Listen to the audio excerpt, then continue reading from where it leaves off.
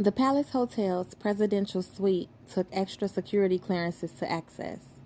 Suited men began speaking into microscopic microphones pinned to their lapels, each with listening devices lodged in one ear. I was used to security escorts, VIP arrangements, and elite living. I let all the officials speak to Mr. Sharp. I was nothing but a pretty mute.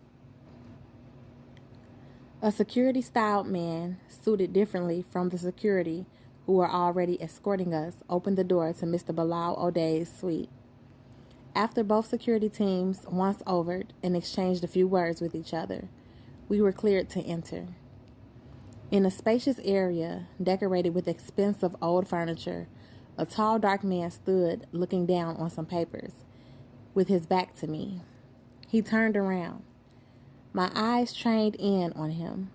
His eyes searched me, then locked into mine. Hot sauce, my lips murmured. I remembered that feeling from when I was 7. A rush of heat raced around my body, waking up every internal organ and thickening my blood. Midnight was all I said in an eerie whisper before I collapsed onto the floor. It wasn't his diamond cufflinks, each princess cut placed precisely in a square surrounded in pure dark gold, or the fact that carefully custom cufflinks send an electric current through the body of any woman who loves high-quality, manly, masculine men. It wasn't his Gucci gaiters or his Armani suit. It wasn't his white monogrammed dress shirt, so clean and pressed so perfectly it glistened, or his Yachtmaster Rolex or $100 dress socks. It was his countenance. Elisha taught me that word too. It was his complete composure. At 16, I am a woman who is highly regarded as erotic and exotic, a mesmerizing, hypnotic dancer, to be seen and amazed by, but never, ever touched. It was more than unusual. It was rare and difficult to be in the presence of a man so arousing that I'm forced to feel like I'm cheating on my own man when I'm actually doing nothing at all. No, it wasn't rare. It had never happened to me before. How could Midnight be so rough and manly while tailored and manicured and prettier than me? On top of it all, so fucking cool and calm as though he was completely unaware of his power. His unconceited stance moved me. His victorious presence, after everything and everyone else had crumbled, insulted and enticed me. Was he laughing at the Santiagas, or was it something else? What about Winter? What would she do? Fuck him or slap him? Maybe both. When I woke, my eyes were still closed. I was in the laying down position. Then my eyes opened halfway. I was lying down on my side on a plush divan covered with a silk paisley sheet. My instinct was to drag my hands up my thighs and push my finger into my pussy hole, then to smell it to see if anyone had messed with me while I was knocked out. As I did, my eyes fully opened now, landed on 3 Arabian-type females. They were the kind that would hang out with a dude named Ali Baba and his 40 thieves. They were the wrapped-up foreign ladies with sex and longing in their shapely eyes. The ones who flew on magic carpets had pretty belly buttons and decorated feet. What the fuck? What was happening to me now? Porsche Santiaga, I reminded myself. Porsche Santiaga. I thought again just to be sure that's who I am and that I was awake. Miss Porsche, one of the Arabian-type ladies said softly and respectfully to me. I thought. She knows my real name? For the past 2 years, I had used at least 12 different names, none of them the real one, which Papa had given me. I must be dreaming. Suddenly, I began laughing and was not able to stop myself.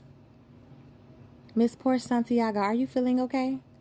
The Arabian lady asked me again. I drew in a deep breath. Her and my eyes locked, and I simply nodded, yes. I'm Sulima, Director of Protocol. She is Dr. Fatima Ali, and beside her is Rakia Aziz. We were directed to ensure that you are feeling well and to provide you with medical assistance if needed. We are also here to prepare you for your meeting with Alima and Hasna." "Who?" I said, finally speaking. "Your sisters," she answered calmly. "My sisters Alima and Hasna?" I repeated. "I have 3 sisters, Winter, Mercedes, and Lexus," I said aloud, more for myself than for them. "The latter 2, the director of protocol said. "The latter 2, I repeated. "I guess this is where we should start. As you know, they were both adopted into a new family. They are completely aware of that fact. However, they were also adopted into a new way of life. They are called Alima and Hasna, and of course, they have maintained the name of their father as well." She looked at me as if to ask if I understood what she had said so far. "To eliminate confusing the twin girls, who are 13 and impressionable," she said, "where's Midnight?" I raised my voice a little louder than the therapeutic tone that the soft-spoken woman was using. "Where's Midnight?" I asked again. The 3 Arabian chicks looked back and forth at one another as if they suddenly didn't understand me. "Bilal Ode," I shouted. "Yes, the men are engaged in a meeting in another room. Surely we women can handle at least this much, can't we?" the lady doing all the talking said. "Where are my sisters? I want to see them. If not, I'll be leaving," I told them. I was sitting up right now, and getting red was getting me clear. The 3 women walked into the corner of the room and had a meeting with themselves. It sounded like a melody of whispers. I was looking at my Cartier watch, giving them 60 seconds, starting right now, to get their shit together and get my sisters out here. "We will bring them in for you to meet them. We will also stay. As long as nothing inappropriate occurs, everything else should be fine. Can we offer you some water, tea, juice, coffee?" she said too politely. "Water would be best," the woman doctor said. "No, thank you. I'll wait for my sisters," I told them.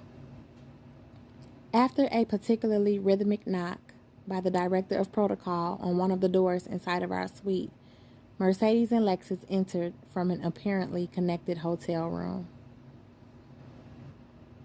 My tears betrayed me the second I got a glimpse. Their strut was graceful. They looked like 2 Winters, with slim, pretty caramel faces and praline eyes. Their noses were slim and straight, and their chins dimpled. Their smiles revealed perfect teeth. They were innocent smiles.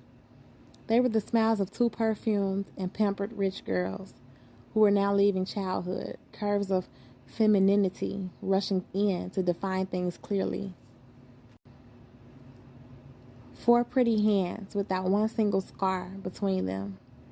20 manicured medium-length beautiful nails with only clear polish that seemed more than enough. There was no uneasiness, awkwardness, fear, or sorrow in these pretty things. Definitely, they were not the faces of girls who had just lost their mama or who had searched for their mama for 8 long years only to discover she was cold and dead and gone forever.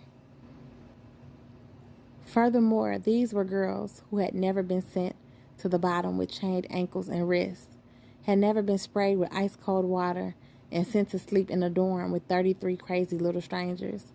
These were girls who had never stood or crawled or laid down in lumpy or watery shit or barked like dogs or mooed like cows.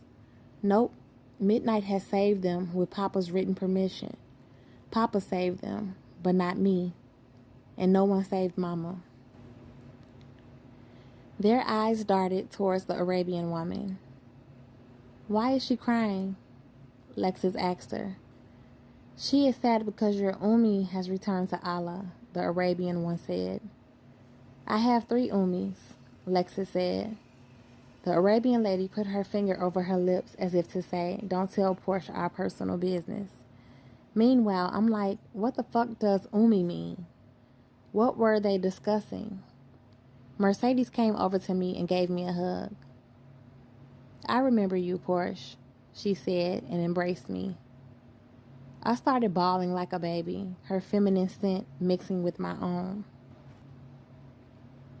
To be recognized and hugged was too much, enough to last me for the next 5 years. Now Lexus was hugging Mercedes, who was hugging me. "Where do you live?" I asked them while I could ask them. I never wanted to lose track of them again. An Arabian lady interrupted and spoke a foreign language to my twins. Their embrace loosened, and the twins turned and faced her with full attention and respect. Then the twins began speaking a foreign language back to her as well. Instead of them saying where they live, the director of protocol said, "You will be given all of the necessary information in your meeting with their guardian." "When's that?" I shot back, my red feeling returning. "He was prepared for you before your fainting episode. Now he's in several meetings," she said gently and politely, but I could feel the stab tucked in it. "Baba always has meetings," Mercedes said to me calmly. "So when then?" I asked the director. "I'm sure he will reach out to you directly if you provide us with your information," she said, but I didn't like that it sounded like she was just guessing or making up her response. I searched through my Birkin bag for pen and paper. I wrote my cell phone number and Mr. Sharp's number down twice. I handed one paper to Mercedes and one to the lady who requested it. "No matter where you go in the world, please stay in touch with me. Porsche, your big sister. Please never forget me, okay?" I said. Mercedes said, "I like your handbag. It's really nice. Do you want to have it?" I handed it to her until her little fingers were gripping it tightly. "The shoes are pretty too," Lexus said. Finally, she said something to me. I removed my shoes so she could try them, but she wouldn't. Instead, she left them right where I left them. "We don't wear heels yet," Lexus said. "Your hair is nice. You just got it done, right?" Mercedes asked. "You are definitely a Santiaga," I said to her, laughing lightly. "Let me see your hair?" I asked her to remove her headscarf. She took it off. Her hair was long, pretty, and well kept, like my own. The director of protocol began speaking in a foreign tongue again. I hated that shit. Speak English so I can be a part of this conversation with my family," I said, not yelling yet. "Sorry to agitate you, Miss Porsche. I tried to converse with you concerning these matters in the first place." "It's okay. We're all girls, so I removed my hijab," Mercedes said to the protocol lady. "Hijab?" I repeated. "We are Muslims. Our religion is Islam, and we do not remove our hijab in the presence of any man who we could potentially marry," Mercedes said.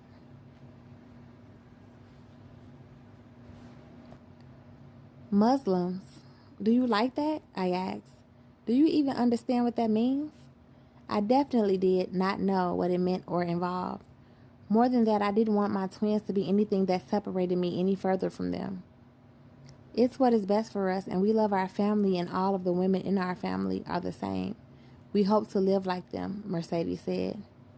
"We have 4 sisters and 5 brothers," Lexus said, "and 3 mothers," she added. "4 sisters?" I asked. "Including me?" I said. "Oh, we meant in our house where we live," Lexus said. "Plus you makes 5 sisters," Mercedes said graciously. "Plus Winter," I said. Their eyes were wandering with uncertainty. "Okay, 6 sisters," Lexus corrected herself. "What about Mama?" I said desperately. "She is no more," Mercedes said. "She is no more," Lexus repeated. Both of them were without a trace of one tear. My body shook with sorrow. We shared a meal, Mercedes, Lexus, me, and the 3 Arabian women. I couldn't seem to squeeze them out of the package. Midnight's meetings never ended. I was politely dismissed by the director of protocol. She told me that I would receive a call. She said the twins would not attend Mama's wake tomorrow because it wasn't how they believed it should be handled. She said they would both attend the burial because their biological father had requested it and their guardian had made the agreement and exceptions. "What about their address? You said you would give it to me," "Pardon me," she said, went into her purse, and pulled out a card. I looked at it first just to check it. It was the business card for Mr. Bilal O'Day, barber, with the Silver Spring, Maryland address and the same cell phone number Mr. Sharp had recited to me for midnight. A lot of things didn't seem right, but who was I to start shaking down anybody else about their true identity, whereabouts, and occupation? Out in front of the Palace Hotel, Mr. Sharp was in my Benz, seated behind the wheel. He saw me before I saw him, pulled up, and off we sped.